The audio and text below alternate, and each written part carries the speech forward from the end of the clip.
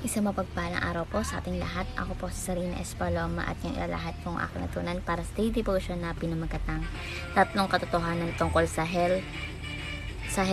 So, ang ating concept is hell at ang ating scripture is Matthew 25 verses 46 na sinasabi, "Then they will go away to eternal punishment, but the righteous to eternal life."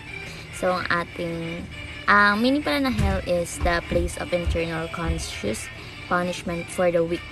It is where God's justice is revealed to full against sin, and it's the final separation for His loving presence. So, ang ating katuruan ngayong umaga is number 1.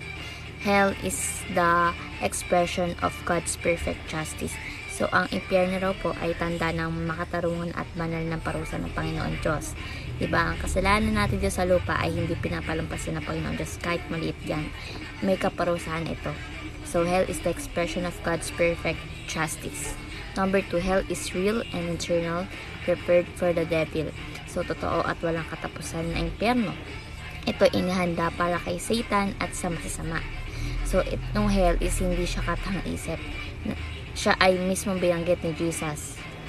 Binanggit ni Jesus yung tungkol dito sa hell. So, hell is real and eternal, prepared for the devil. And last is, hell is for those who choose to reject God. So, ang impyerno ay para sa mga taong ayaw tanggapin ang ating Panginoong Hesukristo at ng kanyang pag-ibig. So, kung ang tao ay patuloy na tatalikod sa Panginoon Diyos, haharap siya sa walang hanggang paghihiwalay. So, hell is for those who choose to reject God.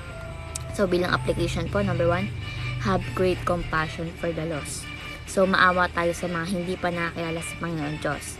Bagkus ipag-pray at abutin natin ang ating mga kaibigan, family na hindi pa ligtas. So, ilapit natin sila sa Panginoon Diyos. So, have great compassion for the lost. And number 2 is have an intense hatred of sin. So, iwasan natin ang kasalanan dahil ito naglalayo sa atin sa Panginoon Diyos. So, tayo is tumanggi tayo sa mga tukso kahit mahirap dahil alam mong may kabayanan ito. So, have an intense hatred of sin. Ito talagang napakahirap. Pero, kailangan natin para kay Lord. So, number 3 is have deep gratitude for the gospel. So, maging lubos tayo sa pasalamat natin sa ating kaligtasan dahil binigay ito ni Jesus Christ.